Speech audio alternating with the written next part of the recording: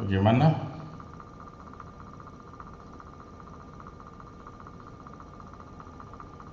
Yeah, if there is no question, I will close the Zoom. 3, 2, Saya, Prof. any question? Saya izin tanya, Prof. Nur Tania, Sania, okay. mau bertanya tentang kalau penelitian eksperimen, kan kita memberikan suatu treatment ya, Prof. Kenapa saya kurang dengar ya? Oh, Bisa sebentar, lebih Prof. bisa lebih keras sedikit? Halo, Ya. halo, sudah, Prof? Nah, kalau segitu bisa. Oh ya, tentang penelitian eksperimen. Nah, kalau penelitian eksperimen itu kan kita memberikan treatment kepada sampel. Yang mau saya tanyakan itu selama memberikan treatment, Prof. Harus berapa lama gitu? Berapa lama? Iya, iya, Oke. Prof. Pengujian kekuatan pukulan saya, ya, yang saya arahkan ke pipi Nur Sania. Mau 100 kali atau 5 kali atau 1 kali? Satu kali. Coba aja sekarang ya. Iya. Tadi sekali Prof izin. Apa? Mau sekali, 2 kali, 3 kali, 4 kali? Kalau Prof satu kali, Prof. Kalau dari Prof satu kali. Artinya sekarang apa itu? Nah, Eh, itu kuncinya. Sederhana toh. Saya berikan ilustrasi sederhana. Mau makan soto? Berapa sendok? Sampai habis. Sampai habis? Yakin sampai habis? Soto kan, Prof. Maksudnya habis yang di dandang itu? Yang di dalam mangkok. Dalam Sampai sampai puas aja Prof kalau menurut saya. puas. Oke, ya sampai kenyang kan gitulah kira-kira tuh ya. Ya kenyang puas. Kalau sampai habis, padahal di perut Anda tersisa hanya 2 sendok, 3 sendok tambahan. Kalau sudah makan tadi. Sekarang ada soto, masa mau makan sampai habis lagi? Oke, terus ya sekarang artinya jawabannya sudah ketemu toh? Berapa lama? Sesuai porsi, sesuai kebutuhannya. Ya, kira-kira begitu toh. Nah, dikatakan sesuai dengan porsi atau sesuai dengan kebutuhan itu gimana? Apakah treatment kita dengan diberikan 1 kali sudah memunculkan sebuah dampak, pengaruh, efek atau belum? Itu caranya. Kalau kurang tambahin 2 kali. Kalau kurang tambahin 3 kali. Terus begitu. Nah, kira-kira untuk ukuran konvensional, jika untuk pembelajaran, pertemuan kalau sudah mencapai kira-kira 8 kali, kira-kira ya, ini pengalaman. Tidak ada itu dituliskan ya, pengalaman saya. Kira-kira 8 kali sudah ada kelihatan dampaknya. Tapi sangat tergantung juga treatmentnya seperti apa sih, dan hasil apa yang diharapkan muncul dari treatment itu. Katakanlah kalau hasil belajar, sesungguhnya 1 kali pertemuan, kalau hasil belajar apa yang kita ajarkan saat ini kan sudah bisa ada post test toh, cukup. Tetapi apakah itu sudah mewakili ya? Nah, gitu. Kira-kira kalau jadi 8, bagus. untuk treatment ya, tambah dengan administrasi awal 1, administrasi akhir 1, ya 10 kali pertemuan bagus lah itu. Jadi kalau Anda mengadakan penelitian eksperimen dalam bidang pembelajaran dengan kira-kira 8 sampai 10 kali pertemuan, dosis itu tidak akan dipertanyakan oleh reviewer. Tapi kalau 2-3 kali, masih ada pertanyaan. Cukupkah? Kalau sampai penuh satu semester 16 kali, kenapa? Akan ada pertanyaan juga.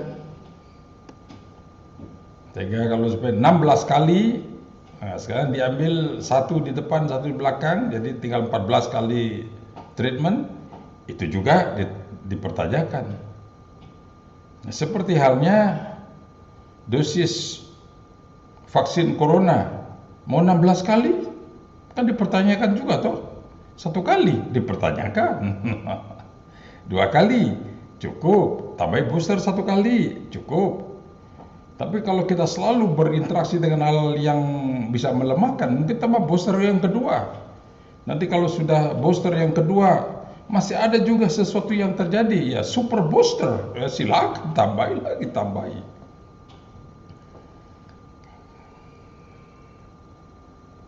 Sudah terjawab? Sudah, Prof. Sudah.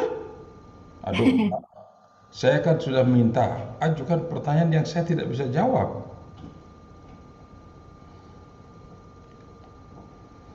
Saya Prof mau tanya. Sulit apa gampang? Kalau nanti saya tidak bisa jawab, saya pura-pura menghilang dari layar nanti. Biar tidak ketahuan kalau tidak bisa jawab. Silakan Arif. Ya, Prof, gini. Prof, model penelitian yang mungkin agak kekinian itu ada namanya variabel mediator, Prof. Variabel mediator atau media intervening ya. Nah, seperti yang saya dengar selama ini di tab itu kebanyakan menggunakan variabel moderator. Nah, apakah tidak boleh, Prof? Kalau misalnya kita mengajukan satu variabel lagi, misalnya variabel mediator tersebut, untuk melihat bagaimana suatu treatment atau untuk melihat bagaimana mekanisme suatu treatment atau variabel independen mempengaruhi variabel dependen melalui variabel mediator tersebut. Oke. Bahasa seperti itu tidak ada dalam eksperimen. Penamaan variabel mediator ada di dalam penelitian korelasional analisis jalur seperti SEM itu. Dalam eksperimen tidak ada. Yang ada variabel intervening. Itu variabel antara. Nah, istilah itu kan seperti serupa toh, tetapi beda. Jadi dalam penelitian eksperimen tidak dikenal variabel mediator. Seperti halnya dalam penelitian yang nanti korelasional masuk ke SEM ya. Yang ada variabel intervening atau variabel antara. Definisinya sangat berbeda. Oke, coba saya bukakan ya. Yang kemarin apa ada ya yang saya sudah sharekan ke saudara ya? Apa yang saya sharekan kemarin ya? Oke, coba saya cari lagi.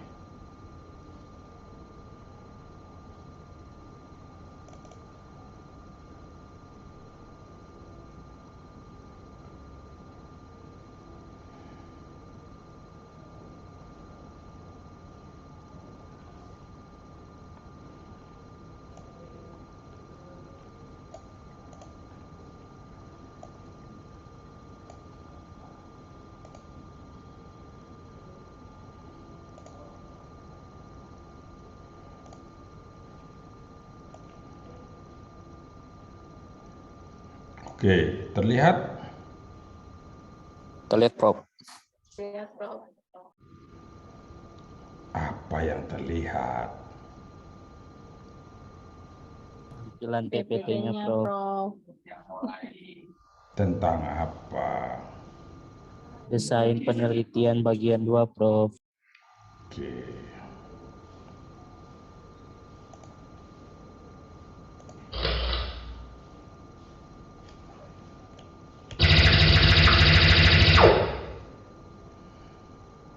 Kenapa ditembak, Prof?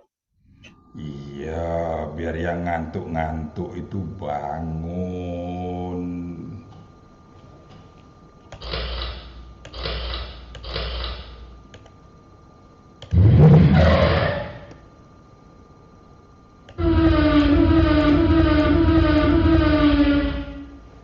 Oke, ini jenis-jenis penelitian kalau kita bicara tentang penelitian kuantitatif ya.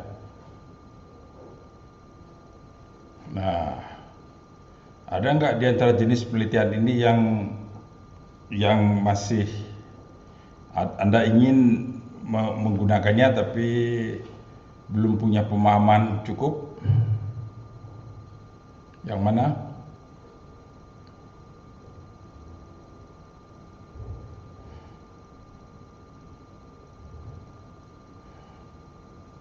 Penelitian historis, sudah tahu?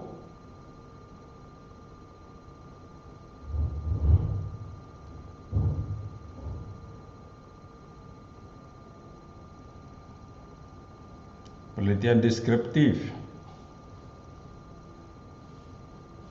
Ini semua dalam wilayah kuantitatif ya. Penelitian korelasional, kausal komparatif, eksperimental. Nah, saudara ingin langsung ke eksperimental ya?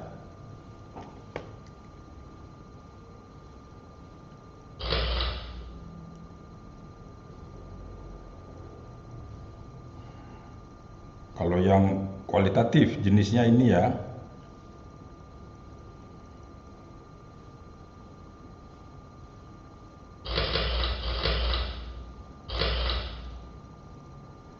Juga bisa mix.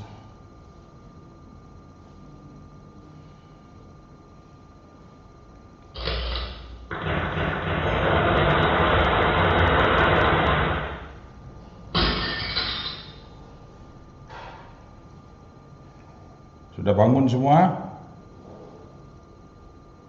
Sudah, Prof. Bangun, Bro. Bisa baca kan ya? Bisa, Prof.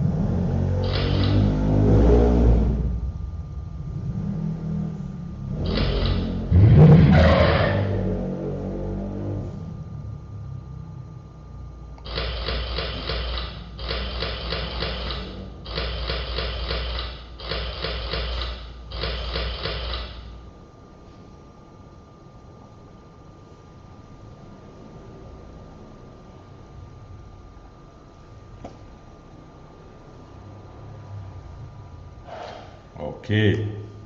Sudah? Ini pasti sudah pernah dipelajari toh.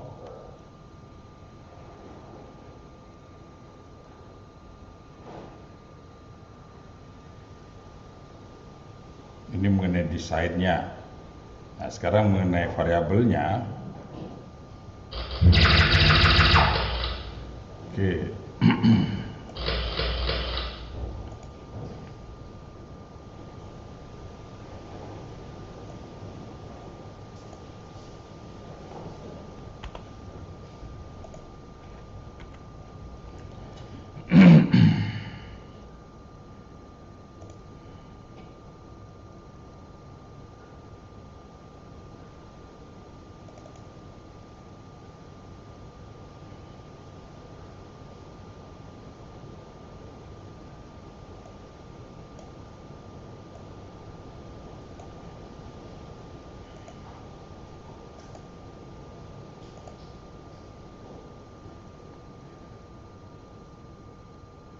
Sudah terlihat?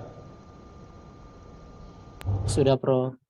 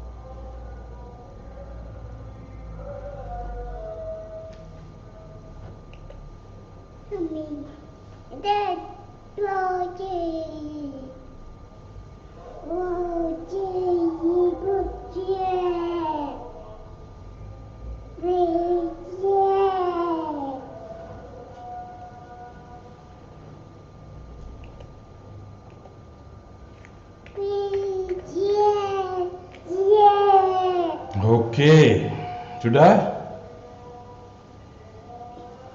Tadi Arif Iya, Prof. bertanya tentang ini ya. Iya, hampir sama, Prof ya. Kalau Bukan. dari Bukan hampir sama, tidak sama.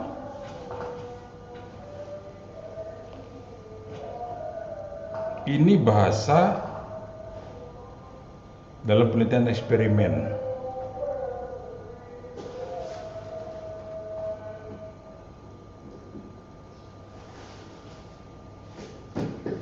Variabel antara. Nah, sekarang coba lihat definisinya variabel antara. Tadi sudah saya sebutkan, sudah tunjukkan toh. Nih, coba lihat. tapi nama lainnya juga variabel intervening, Prof. Mediator itu. Variabel antara atau intervening. Ya, itu bahasa aslinya. Nah, kalau di SEM itu bukan variabel intervening tapi mediator.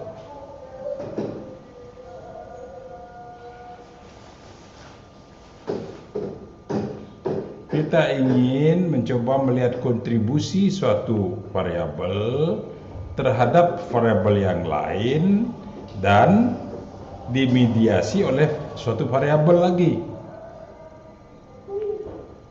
Sehingga dalam penelitian yang menggunakan analisis SEM, semua variabel itu dapat diamati, dapat diukur, dan semuanya harus dioperasionalkan. Tetapi dalam penelitian eksperimen, nah coba lihat sekarang ini dalam penelitian eksperimen, faktor yang secara teoritik, ingat, secara teoritik bukan operasional, mempengaruhi variabel tergantung, tetapi tidak dapat diamati. Nah, ini bagian pentingnya. Nah, kalau tidak dapat diamati berarti tidak dapat diukur. Oke, saya perbaiki dulu, ini ada salah. Kurang ini saya. Tidak dapat diukur, koma. Nih, sorry. Tidak dapat diukur.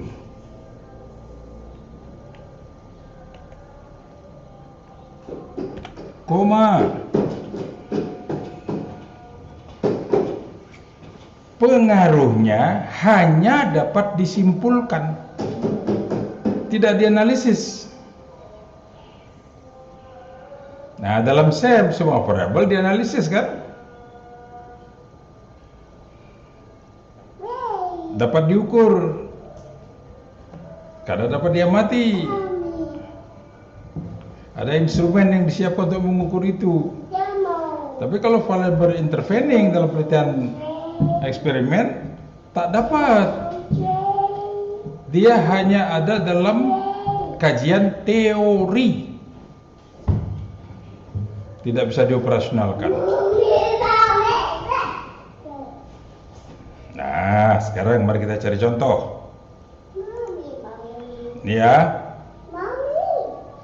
Coba sekarang variabel bebas. Arif, kira-kira apa? Ya, strategi pembelajaran ya. Variabel tergantungnya? Variabel tergantungnya hasil belajar. Hasil belajar. Variabel moderator? Keterlibatan belajar. Oh, sorry. IQ, Prof. IQ. IQ. Variabel kontrol? Post-test dan pre-test. Oh, variabel kontrol kok post-test. Pretest. Yang diduga ikut memberikan pengaruh. Motivasi? Ya, motivasi lebih baik nanti di variabel moderator. Oh, Masih IQ. banyak sekali variabel-variabel. Contoh, IQ. konten, Konten. ruangan, Hmm. waktu belajar, itu kan harus dikontrol itu. Harus dinetralkan pada kedua kelompok. Waktu belajar, kalau yang kelompok eksperimen 1 jam, kelompok kontrol juga 1 jam. Pagi hari, kedua-duanya pagi hari. Jangan sampai yang satu kelompok punya pagi, yang kelompok yang lain siang, sudah capek, nanti lelah, begitu toh. Nah, semua variabel itu harus dikontrol, cakupan isinya, tujuannya harus sama. Instrumen-instrumen itu harus dikontrol itu. Itu masuk dalam variabel kontrol. Jadi semua variabel yang diduga ikut memberikan pengaruh terhadap variabel tergantung, tetapi pengaruhnya dinetralkan. Nah, bahasa yang ada dinetralkan ya, artinya dibuat sama pada kedua kelompok. Itu netral jadinya. Nah, ini lihat. Variabel control factor dikontrol oleh peneliti untuk dinetralkan pengaruhnya terhadap variabel tergantung. Dia tetap memberikan pengaruh, tapi pengaruhnya netral, berlaku terjadi pada kedua kelompok. Sehingga yang berbeda di dalam penelitian eksperimen hanya treatmentnya, sedangkan semua yang lain harus dibuat sama. Tetapi jika ada variabel-variabel yang tidak bisa dibuat sama, nah itulah terus dilepaskan, dia menjadi variabel moderator. Dan nanti dimasukkan dalam analisis variabel itu.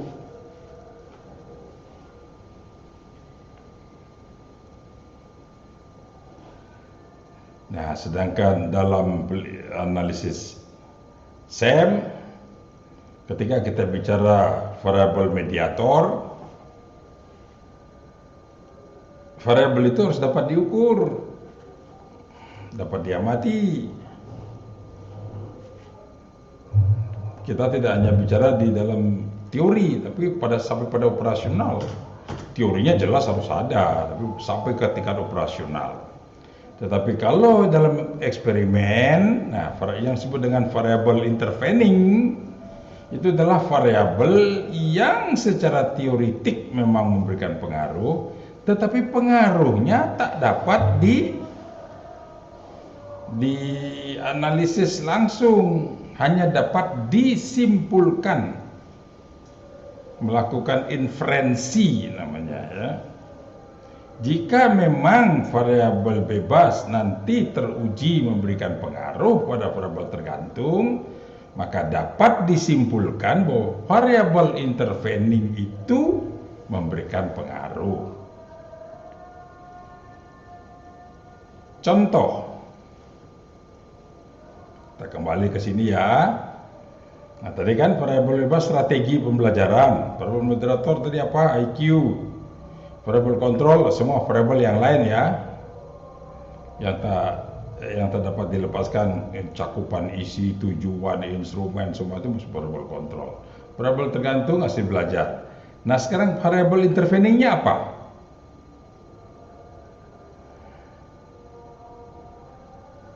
Keterlibatan belajar, Bro. Apa? Keterlibatan belajar. Keterlibatan belajar kan dapat diamati toh. Sehingga dapat diukur toh.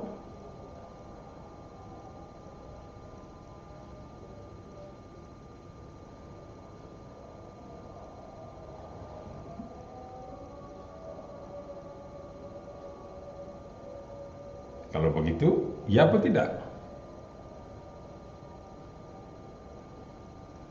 Variabel intervening, variabel yang tak dapat diamati.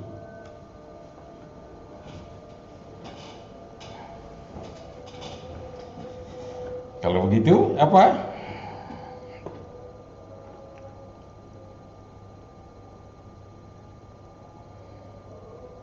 Motivasi gitu-gitu, Prof. Motivasi dapat diamati tidak?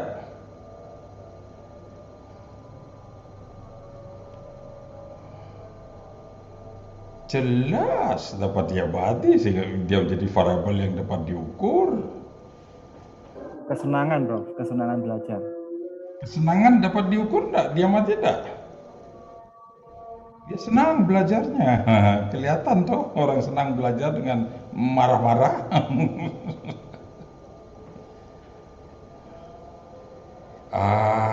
Jadi ini yang hilang selama ini ya. Ya, saya baru mengerti sekarang. Terjadi kekacauan selama ini dalam riset-riset. Karena tidak mau membaca buku. Hanya berdasarkan pengalaman aja, terus mendengar. Saya jadi ngerti sekarang memang banyak yang mengacaukan ini. Apa yang disebut dengan variable intervening dalam penelitian korelasional, dengan variable intervening dalam penelitian eksperimen,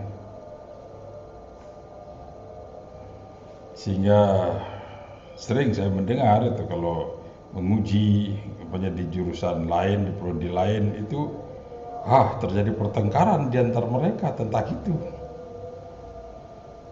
karena pemahamannya. Satu dosen berikan pemahaman begini, terus dosen lain pemahamannya. Kasihan itu.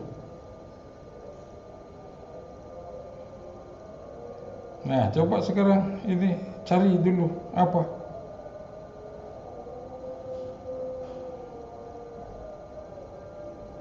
Biaya sekolah masuk nggak, Prof? Ingat ya, kuncinya tak dapat diamati. Karena itu tak bisa diukur. Karena memang tak dapat diamati, gimana kita mengukurnya? Tetapi ada, variabel itu ada. Kalau tidak ada variabel itu, maka tidak akan pernah terjadi hubungan antara variabel bebas dengan variabel tergantung.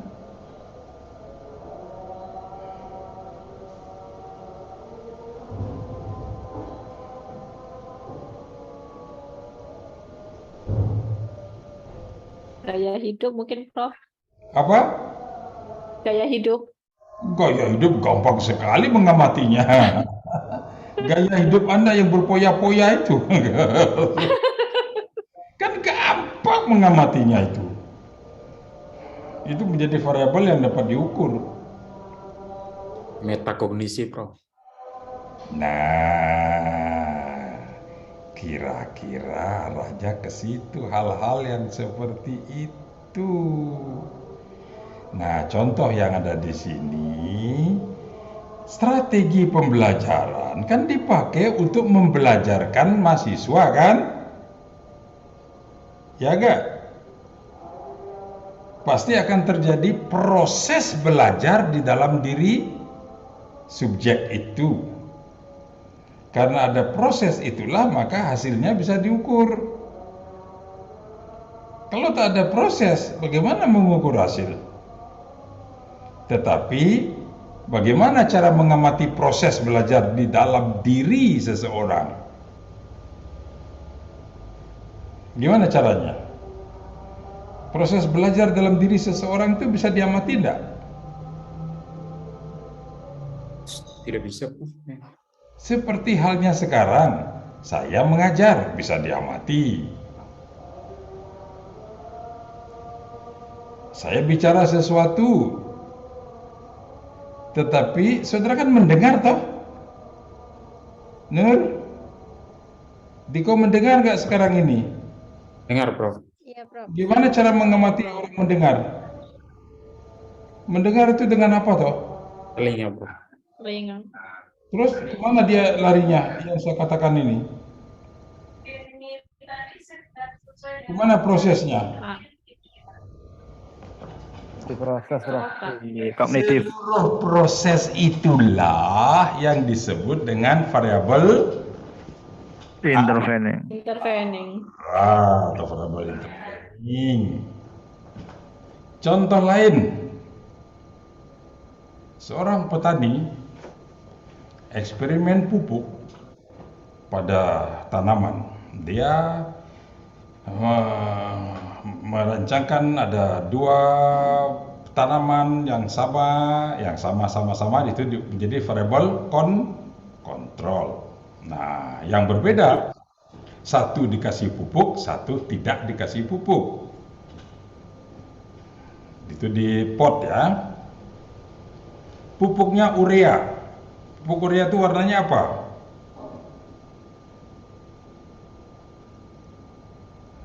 Warnanya Bening. bening. Pupuk urea warnanya apa? Bening ke putih-putihan dikit, Prof. Ya sebut kalau ngomong warna itu kan putih gitu toh. Nggak ada tuh warna bening. Yohanes. Warnanya apa? Bening itu maksudnya apa? Yang warna itu putih, merah. Urea putih, itu toh? Ya, Prof. Taburkan.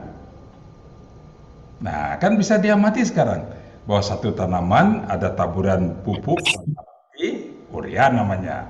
Yang satu tidak, bisa diamati kan? Nah, sekarang begitu pupuk urea itu ditaburkan, disiram air, menghilang dia. Terus kemana dia? Sifat pupuk urea kalau kena air dia akan larut. Nah, terus kemana dia? Dia akan masuk ke dalam tanah dan mungkin akan bukan mungkin tapi akan diserap oleh tumbuhan yang Setelah 3 bulan, tunas-tunas hijau bermunculan di pohon yang kena pupuk. Yang kita bisa amati yang mana? Menyiram atau mengaplikasi pupuk, menyiramnya. Setelah itu berikutnya 3 bulan muncul tunas-tunas baru. Kan itu tuh yang bisa kita amati. Sekarang bagaimana proses penyerapan pupuk itu ke dalam tubuh tanaman terus menghasilkan daun hijau. Putih ya pupuknya. Kok daunnya bukan putih ya? Kok hijau ya? Gimana ya prosesnya? kita tidak bisa lihat, Prof. Bisa diamati nggak itu? Tidak bisa, Prof. Kalau memang penelitiannya tentang itu ya bisa saja. Kita kan tidak meneliti tentang prosesnya, kita kan meneliti tentang pemberian pupuk terhadap pertumbuhan tanaman. Nah, ada variabel proses pengolahan penyerapan pupuk menjadi unsur-unsur yang dibutuhkan oleh tanaman dan terus menjadi bertumbuh. Proses itulah yang disebut dengan variabel Interven. Nah, gitu loh Arif. Mana Arif? Berarti Ya, bisa juga, Prof, variabel SRL, self-regulated learning, metakognitif itu yang kayaknya susah untuk dilihat, tapi dipunyai dalam diri. Nah, selama ini hal-hal yang sudah diberikan nama variabel yang terus bisa dilihat secara teoretik dan operasional sudah bisa diukur toh, seperti self-regulated learning. Nah, itu kan sudah ada instrumennya. Kalau untuk hal-hal yang seperti itu sudah bisa dimasukkan dalam variabel yang nanti bisa dipilih untuk dimasukkan dalam penelitian eksperimen sebagai variabel moderator. Oh iya, Prof, bisa. Karena ada tipe-tipenya, sudah bisa digolongkan. Berarti bisa Begitu. Tapi kalau yang variabel intervening, tidak ada penjelasan tentang itu.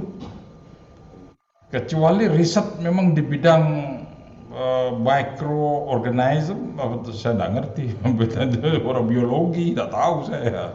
Nah, tapi kita kan tidak meneliti itu. Nah, demikian juga proses belajar. Gimana ceritanya ya? Saya bicara, saya menayangkan begini. Setelah selesai saya tayangkan, terus saya tanya, kok bisa jawab ya? Gimana ya ceritanya itu? Gimana sih suara saya ini didengar oleh telinga, terus kok masuk kemana? Nanti setelah saya bertanya atau saya suruh coba tuliskan klasifikasi variabel, kok tangan Anda bisa menuliskan sesuatu persis seperti ini? Itu gimana ceritanya? Bisa diamati nggak itu? Kalau secara biologi bisa, tetapi kita tidak membahas itu, Prof. Kalau kita tes, kita tidak tahu untuk ukuran. Nah, variabel-variabel yang posisinya seperti itu dalam penelitian eksperimental disebut sebagai variabel intervening.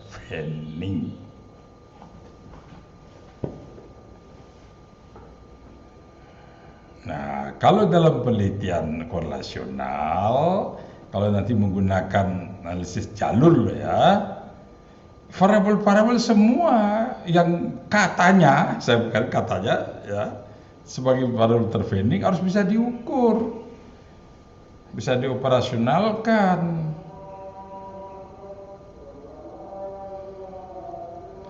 Itu semua adalah olah teoritik dalam mencoba menjelaskan hubungan antar variabel. Tetapi tetap loh ya, kelemahan dari penelitian korelasional. Kelemahannya apa?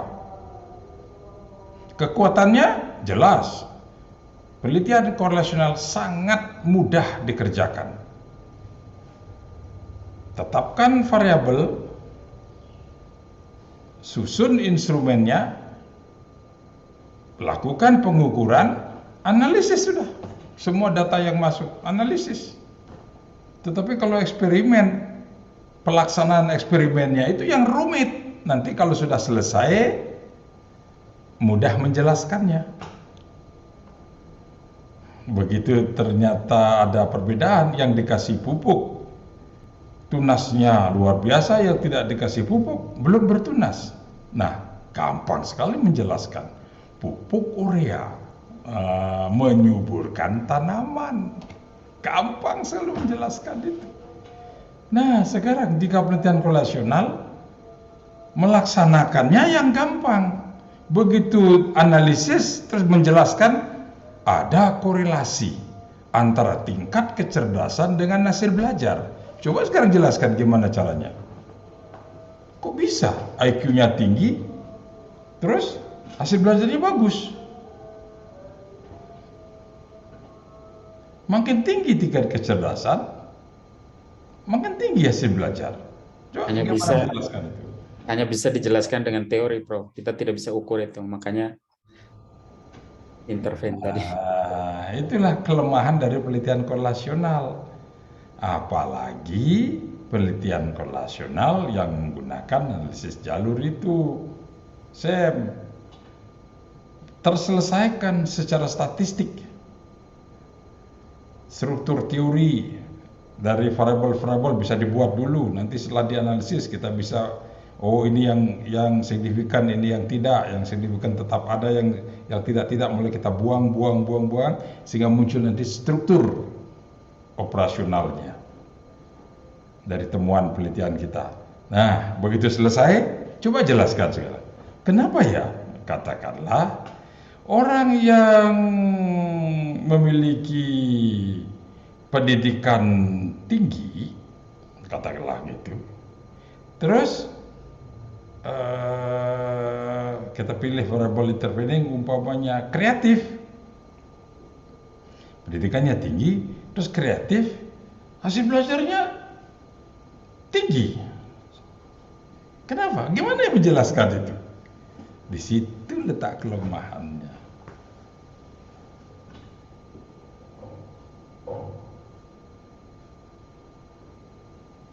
Oke, tadi Arif yang bertanya tentang ini sudah terjawab belum?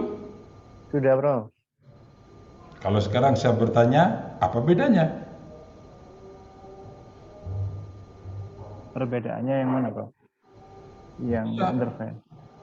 kalau menggunakan pembahasaan loh ya, ini penelitiannya korelasional. Kan ada di situ katakanlah bahasa yang seperti saudara katakan variable intervening, variable antara. Nah, kan ada penelitian eksperimen juga ada variable antara. Sama apa beda? Berbeda, Bro. Apa bedanya? Kalau yang eksperimen, variabel interveningnya itu tidak bisa dilihat dan tidak bisa diukur. Kalau yang korelasional itu bisa dilihat dan bisa diukur atau bisa dilihat juga. Kalau yang SEM seperti SEM itu. Kalau yang SEM gimana? Bisa dilihat dan juga bisa diukur variabel interveningnya. Ya, terus artinya apa? Di mana bedanya itu?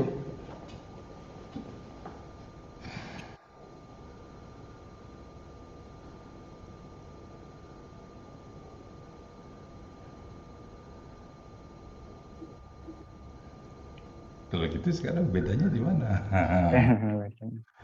Nah, mulai dari titik startnya lo ya. Penelitian korelasional tidak mengungkapkan hubungan sebab akibat. Penelitian eksperimen baru mengungkapkan hubungan sebab akibat. Sehingga yang satu menjadi sebab, yang satu menjadi akibat. Sehingga kita mengatakan apa? Satu variabel mempengaruhi variabel lain. Sehingga judul risetnya seringkali bunyi apa? Pengaruh bla bla bla terhadap bla bla bla. Gitu tahu? Nah, kalau penelitian korelasional, ingat, penelitian korelasional tidak mengungkapkan hubungan sebab akibat.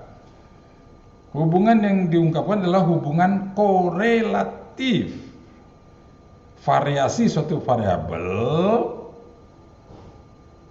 diikuti atau tidak diikuti oleh variabel yang lain. Nah, kalau sudah ketemu R-nya, maka kita bisa mengatakan kontribusi dari variabel prediktor terhadap kriterion. Jadi bahasanya juga beda. Tidak bisa kita menggunakan dalam penelitian korelasional variabel bebas, variabel tergantung. Bahasa yang ada prediktor dan kriterion.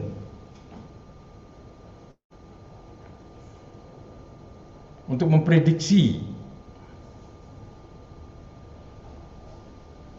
IQ dan hasil belajar. Nah, yang satunya mana yang memprediksi variabel lain? IQ.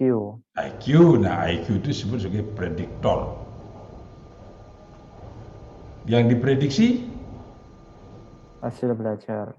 Bahasanya kriterion. Nah, karena itu nanti semakin cermat ya menggunakan, jangan dalam penelitian korelasional ngomong variabel sebab, variabel akibat. Nah, karena dia bukan sebab akibat, maka kita tidak bisa mengatakan bahwa satu variabel mempengaruhi variabel lain.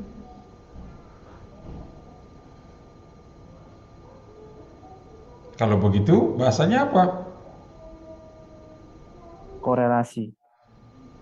Ya, terus tadi saya sudah ngomong itu.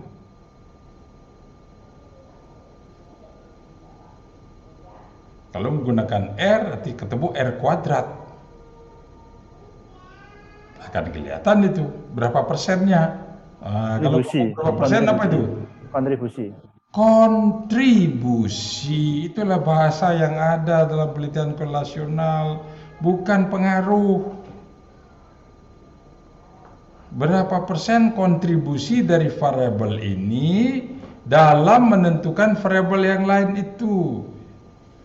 Nah, sekarang saya katakanlah contoh dalam penelitian korelasi parsial atau regresi ya. Katakanlah tingkat kecerdasan,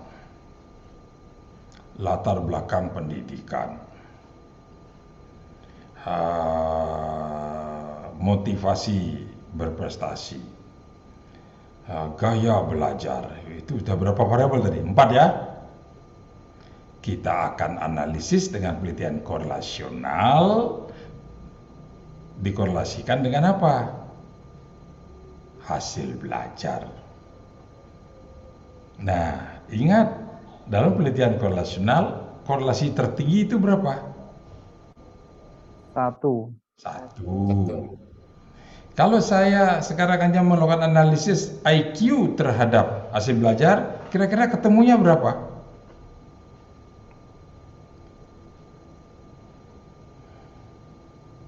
Berapa korelasinya? 0, Iya, selalu 0, kira-kira berapa? hmm, 0, Sebut aja angka. 0,5.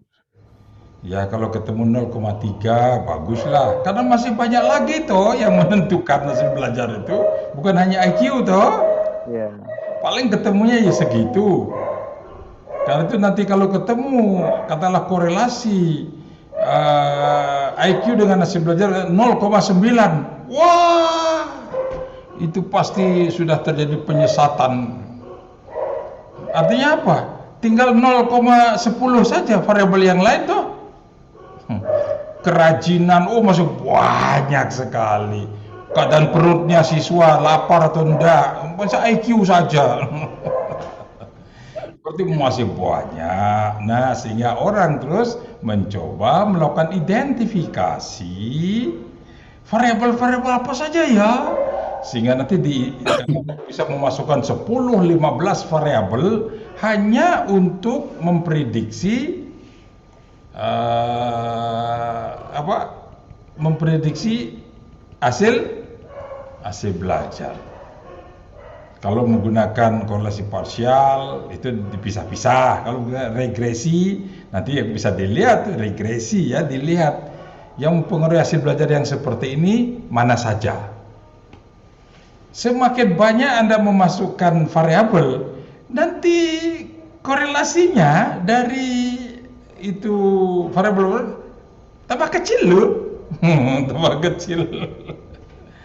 Sekarang katakan satu itu katakanlah sekarang 100. Saya memasukkan 100 variabel untuk memprediksi hasil belajar. Kira-kira nanti ketemunya berapa ya RR-nya itu?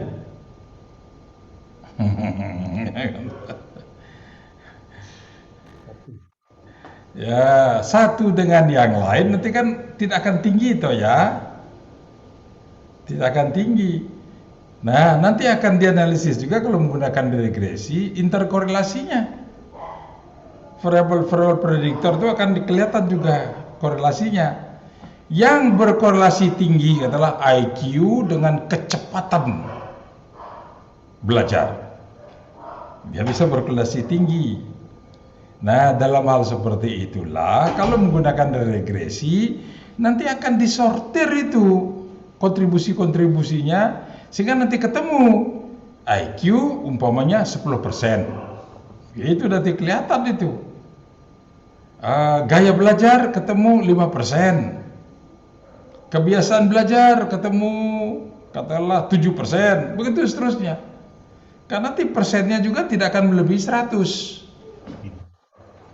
Bisa memahami logika ini? Bisa, Prof. Nah, oleh karena itu dalam penelitian korelasional bagian itunya loh yang saya katakan sulit menjelaskannya. Kok bisa ya? Kalau punya IQ 10% terus yang lain apalagi ya?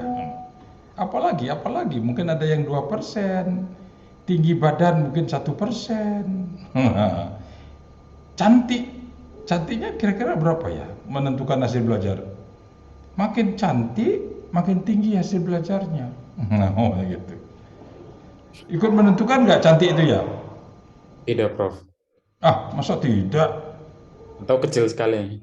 Masa Nah, kalau mahasiswanya cantik, dosennya kan cinta sama mahasiswanya, dikasih nilai bagus. Gimana? Itu apa yang bisa di- Kalau cantik. Warna rambut. Warna rambut mempengaruhi hasil belajar?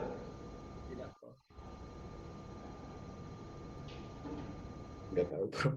Merek sepatu. Kalau sampai hal-hal seperti itu juga mempengaruhi hasil belajar, cari merek tertentu biar hasil belajarnya bagus. Jabatan orang tua, Prof. Ya, status sosial ekonomi orang tua, kekayaan orang tua mempengaruhi enggak? Makin kaya, hasil belajarnya makin bagus. Begitu kah? Bisa jadi, Prof. Kalau ekonomi bisa. Silakan, telitilah itu. Sarapannya di pagi hari, kan ada yang nasi goreng, ada yang susu, ada yang sarapannya tahu tempe, ada yang apa. Nah, terus mempengaruhi enggak sarapan itu? Mempengaruhi, Prof. Kalau sarapan. Ya, cari sendiri. Nah, kalau ada pertanyaan-pertanyaan begitu dan Anda tidak jelas tentang itu artinya perlu diteliti. Kan tinggal gitu tuh ya. Sehingga nanti bisa ditemukan kalau menggunakan regresi ganda. Regresi ganda itu bisa nanti dilihat variabel ini berapa persen. Tetapi tidak bisa diangkat menjadi sebab atau pengaruh loh ya. Karena itu bahasa yang dipakai dalam penelitian korelasional adalah Kontribusi. Itu ya, itu penting ya. Jadi jangan sampai nanti penelitiannya korelasional, analisisnya regresi, terus judulnya pengaruh.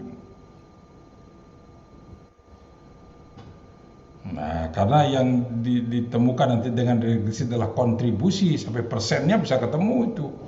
Lebih baik judulnya kontribusi. Variabel-variabel apa terhadap apa. Nah, itu cara buat judulnya. Jangan diganti dengan pengaruh ya. Oke. Itukah tadi yang dirindukan?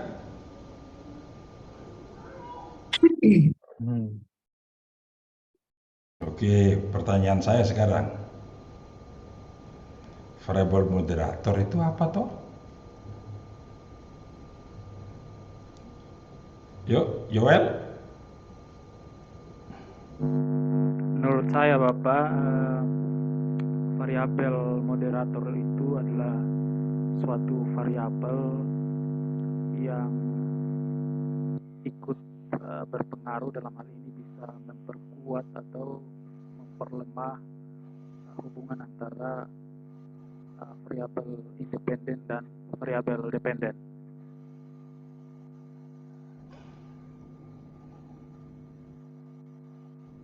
Yohanes. Yang bisa memodifikasi variabel bebas apa ya, atau terikat, itu variabel moderator itu. Makanya harus dihitung. Yang bisa itu maksudnya apa? Yang mempunyai ya, kontribusi. Berkontribusi. Kalau dalam penelitian eksperimen kan kita tidak menggunakan kata kontribusi toh.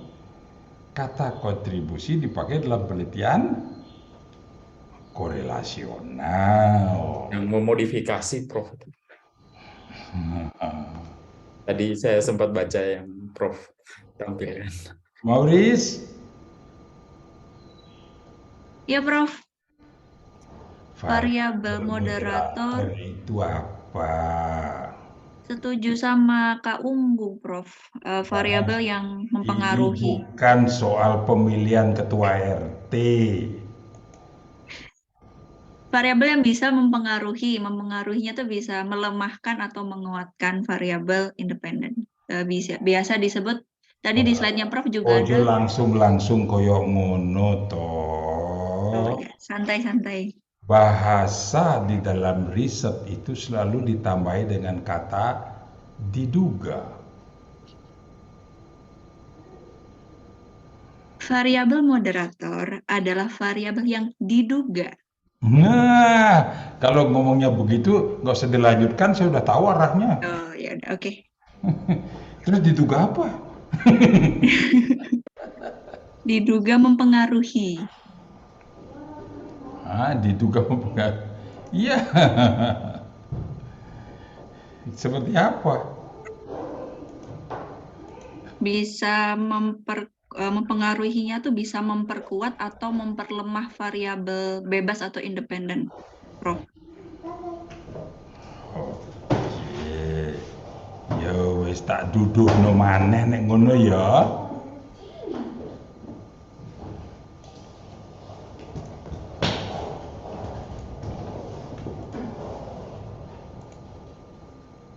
Udah kelihatan?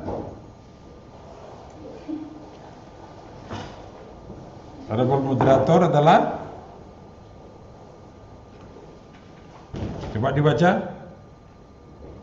Variabel yang diukur, dimanipulasi atau dipilih oleh peneliti karena diduga dapat memodifikasi hubungan antara variabel bebas dan variabel tergantung.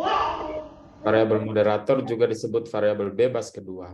Nah, sudah memahami maksudnya? Apa artinya? Bahasa yang singkat ini sudah bisa diperpanjang jadi satu bab loh ya. Yasin? Kalau gitu variabel moderator adalah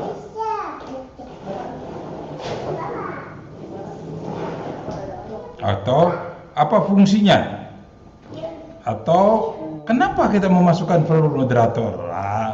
Atau silakan gitu loh supaya ketemu. Kok mempersulit keadaan saja dengan menambah variabel moderator? Kok mempersulit namanya itu? Bu ya sudahlah, sesuai dengan desain eksperimen yang sudah kita lihat tadi itu. Yang satu dikasih treatment, yang satu tidak.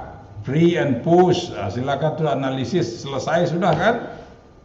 Ngapain harus memasukkan variabel moderator?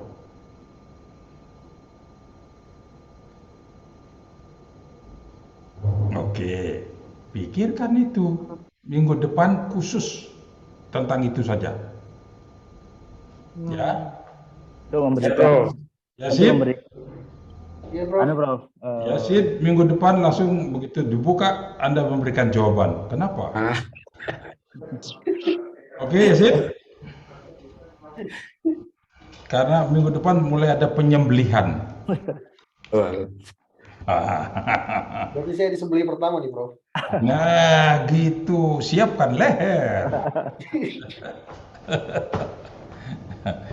Gitu ya, coba pikirkan kenapa ya riset-riset di eksperimen di tab ini kok memasukkan variabel moderator itu ya? Kenapa? Untuk apa sih sesungguhnya? Untuk memberikan batasan, Prof. Menunjukkan batasan. Pasti itu kata yang masuk sudah membuat semakin jauh. Kok bisa batasan itu maksudnya apa? Kok batasan? Artinya bagaimana suatu variabel independen itu memiliki pengaruh yang tergantung pada level dari variabel lain. Ya itu artinya apa itu? Apa artinya itu? Untuk apa semuanya itu? Kok penelitian-penelitian teknologi pembelajaran kayak gitu? Untuk menentukan keefektifan suatu menentukan suatu keefektifan suatu treatment pada kondisi tertentu. Misalnya satu strategi pembelajaran tertentu ternyata itu memiliki efek yang berbeda, misalnya menggunakan variabel gender misalnya, Prof ya. Ternyata satu variabel independen ini atau variabel strategi pembelajaran ini ternyata lebih cocok untuk siswa yang memiliki gender pria misalnya, seperti itu, Prof. Ya, terus artinya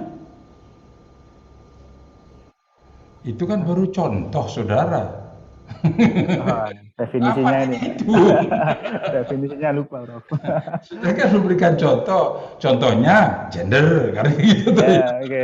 Ini kan baru kasih contoh. Terus artinya setelah Anda memberikan contoh itu apa artinya ya? Untuk apa ya?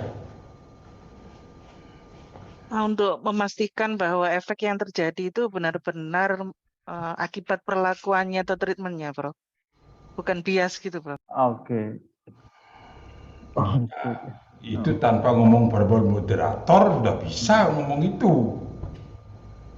Ini Untuk kan melihat ngomong memasukkan verbal moderator toh. Supaya tidak masuk contoh lagi. Kalau masih masuk contoh itu belum menjelaskan toh. untuk melihat interaksi, Prof. Apa? Iya tapi opo. Dengan memasukkan verbal moderator nanti kan ada uji interaksi. Nah itu tuh apa maknanya? Untuk apa semuanya itu?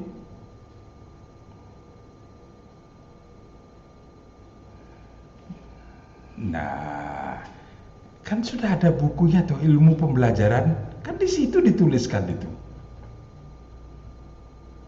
Di chapter 1 dari buku yang sudah saudara baca yang lalu, ketika semester lalu itu loh, ilmu pembelajaran.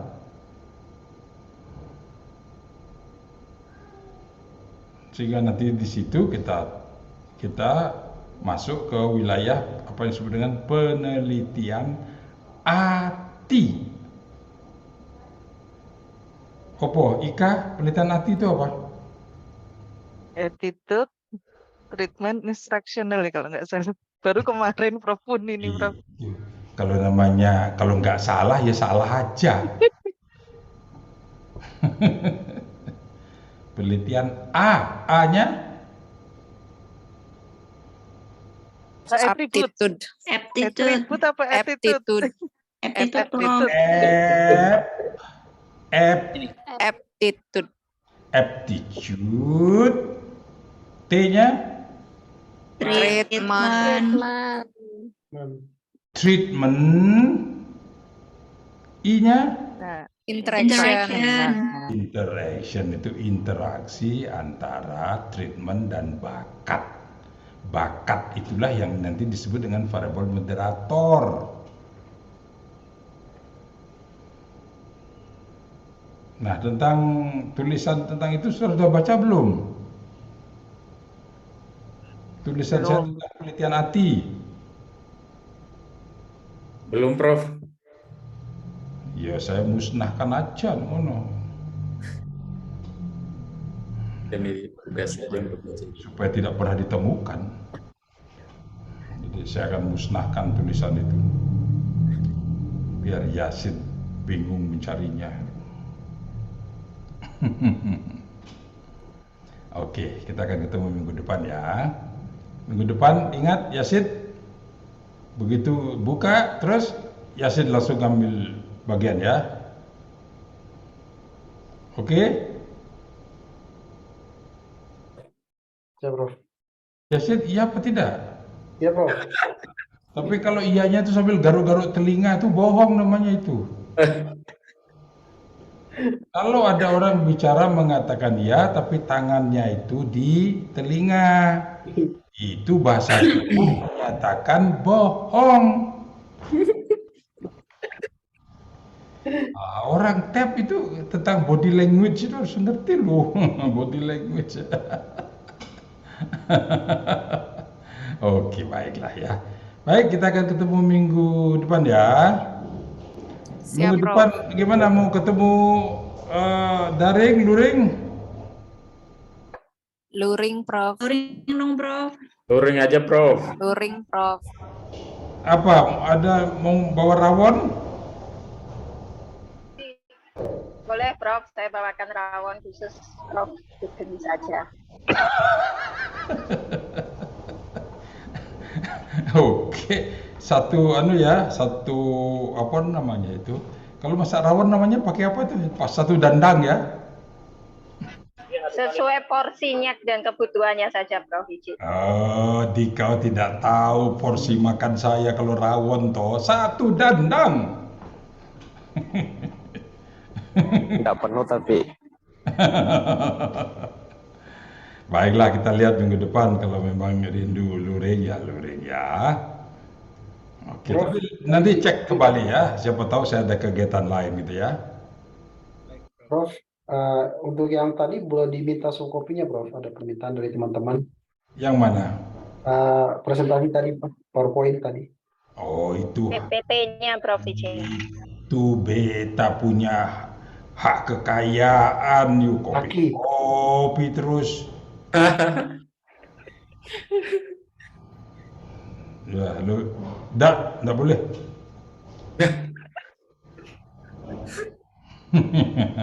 Tetapi kalau ditukar dengan rawon bolehlah. Siapa yang Kalau ditukar dengan rawon berarti 2 dandang, Prof. Oke, silakan istirahat. Nanti sudah pusing-pusing, tambah lagi pusing-pusing gitu. Baik, tunggu akan saya sharekan ya.